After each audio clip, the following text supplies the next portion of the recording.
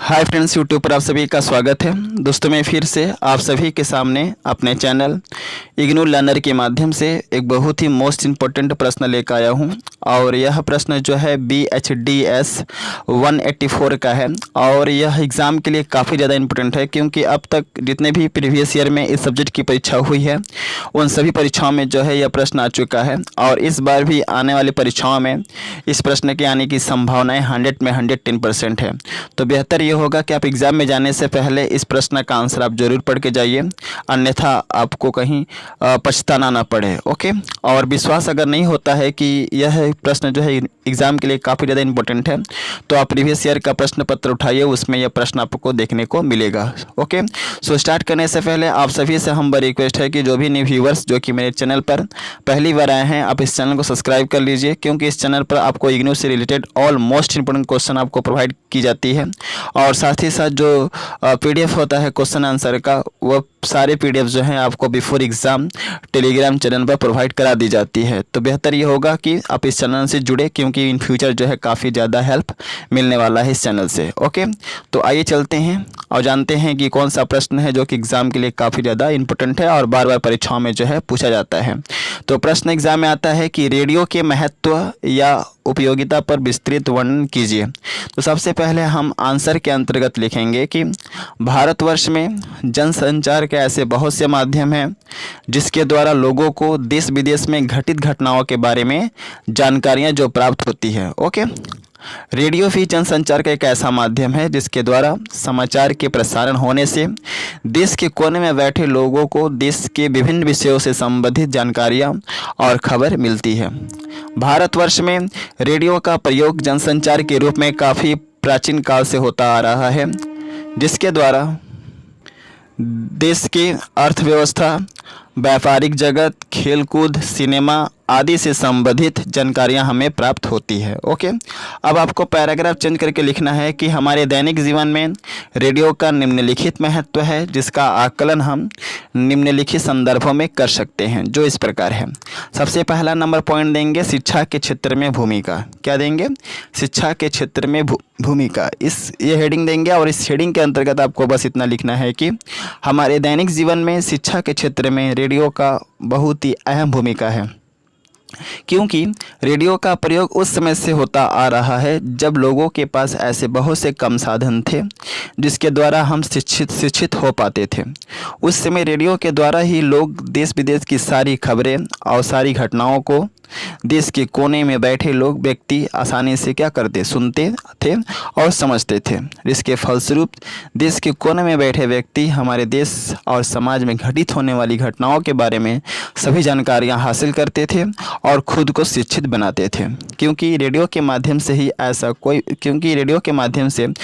कोई भी समाचार नहीं होता था जो कि लोगों को शिक्षित नहीं करता था। अतः हम कह सकते हैं कि रेडियो के प्रयोग से देश में ऐसे बहुत से लोग हैं जिनके पास शिक्षा का सामग्री और साधन ना होते हुए भी वे अपने आप को शिक्षित बनाने का प्रयास करते थे। अतः हम कह सकते हैं कि जनसंचार के रूप में रेडियो का तो भूमिका है ही, साथ ही साथ यह शिक्षा के क्षेत्र में भी काफ़ी अहम भूमिका निभाता है, क्योंकि हमारे देश में के कोने में ऐसे बहुत से लोग होते हैं जिनके पास साधन नहीं होता है शिक्षा ग्रहण करने का। ऐसे में क्या करता है कि रेडियो अपने खबरों के प्रसारण से उन लोगों को क्या करता है, शिक्षित करता है। ओके।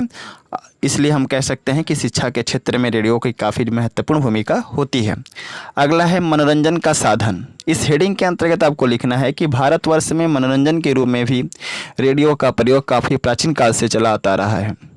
रेडियो के द्वारा ही गीत, संगीत, कहानियाँ, चुटकुले आदि का प्रसारण होता है, जिसे लोग सुनते हैं और अपना भरपूर मनोरंजन करते हैं। अतः हम कह सकते हैं कि मनोरंजन के साधन के रूप में भी रेडियो का एक विशेष महत्व रहा है। लेकिन आज के आधुनिक युग में मनोरंजन के ऐसे बहुत से साधन हैं जिसके द्वारा लोग मनोरंजन करते हैं, जैसे टेलीविज़न हुआ, कंप्यूटर हुआ, क्रिकेट हुआ, खेलकूद हुआ। इसके अलावा बहुत सारे साधन हैं जिसके माध्यम से जो है समाज के लोग, देश के लोग मनोरंजन करते हैं। अगला हेडिंग है ज्ञानवर्धन। इस हेडिंग के अंतर्गत आपको लिखना है कि रेडियो जनसंचार का एक ऐसा माध्यम है जिसके द्वारा लोगों को तो शिक्षा मिलती ही है, साथ ही साथ देश विदेश से संबंधित सभी जानकारियाँ लोगों को मिलती है, जिसके द्वारा लोगों को ज्ञान में बढ़ोतरी होती है।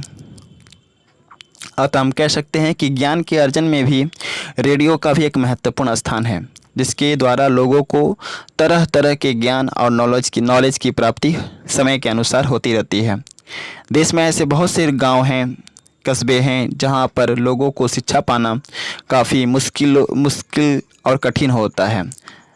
इन क्षेत्रों में रेडियो के द्वारा ही प्रसारित होने वाले खबरों से लोग देश विदेश की घटनाओं के बारे में जानकारियां हासिल करते हैं और अपने ज्ञान में बढ़ोतरी करते हैं। अतः हम कह सकते हैं कि जहां एक तरफ रेडियो जो है शिक्षा के क्षेत्र में अहम भूमिका निभाता है, जनसंचार के रूप में अपनी अहम भूमिका निभाता है, वहीं लोगों के ज्ञान में बढ़ोतरी करता है। कौन? रेडियो। क्योंकि रेडियो के माध्यम से देश विदेश में से संबंधित सारी घटनाएं, सारी खबरें जो है रेडियो के माध्यम से प्रसारित होती है, जिसके द्वारा लोग क्या करते हैं, उन खबरों को सुनते हैं, समझते हैं, जिनके कारण क्या होता है कि उनके ज्ञान में बढ़ोतरी होती है। ओके, तो ज्ञानवर्धन है रेडियो। क्या है? ज्ञानवर्धन। अगला है राष्ट्र को एकता के सूत्र में बांधना। इस हेडिंग के अंतर्गत आपको लिखना है कि रेडियो जनसंचार का माध्यम तो है ही साथ रेडियो पूरे राष्ट्र को एकता के सूत्र में बांधने का कार्य करती है। तो आई थिंक आप लोगों को जो है समझ में आ गया होगा कि रेडियो का क्या महत्व है या रेडियो का क्या उपयोगिता है। काफ़ी ज़्यादा इंपॉर्टेंट क्वेश्चन है और अक्सर जो है परीक्षाओं में पूछा जाता है। ओके, और एक चीज़ मैं यहाँ पे बता दूँ कि अगर आपको इसका PDF चाहिए तो आप मेरे टेलीग्राम चैनल को ज्वाइन कर सकते हैं। मैं अपने टेलीग्राम चैनल का लिंक इस वीडियो के डिस्क्रिप्शन में दे रखा हूं। आप उस लिंक पर क्लिक करके टेलीग्राम चैनल से जुड़ जाइए, क्योंकि जैसे ही टेलीग्राम चैनल पर आते हैं इसका PDF आप सभी को मिल जाएगा। और इसके रिगार्डिंग बहुत सारे वीडियोज़ जो हैं चैनल पर अपलोड है, वे सारे के सारे वीडियोज़ जो है आपको मिल जाएंगे और उन सभी वीडियो को देख लीजिए, क्योंकि इन फ्यूचर जो है काफ़ी ज़्यादा इन वीडियो से जो है आपको हेल्प मिलने वाला है परीक्षाओं में। तो मिलते हैं नेक्स्ट वीडियो में, तब तक के लिए जय हिंद, वंदे मातरम।